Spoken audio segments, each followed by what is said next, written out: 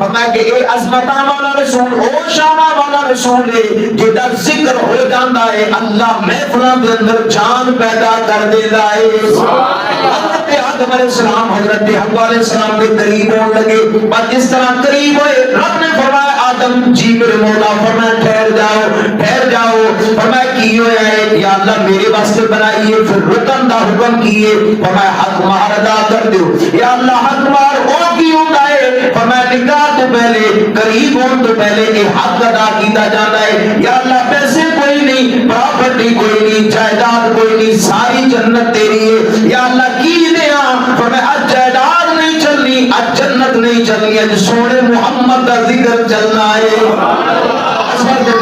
فرمایا 20 دفعہ تو درود پڑھ رہے سونے محمد آنا بعد بھی چاہے تذکرے پہلے پہ ہونے میں اسی کہنے تیرے ناموں وچ رب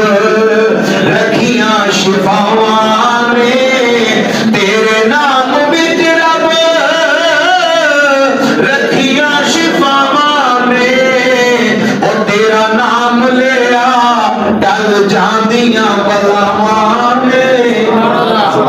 نام مصطفیٰ صلی اللہ علیہ وسلم ایسا عظیم نام ہے اگر یہ نام نہ ہو گلزاروں میں یہ روح نہ ہو سیاروں میں اگر یہ نام نہ ہوتا تو کچھ بھی نہ ہوتا حتیٰ کہ آدم علیہ السلام کا نکاح بھی اسی نام کے صدقے ہو رہا ہے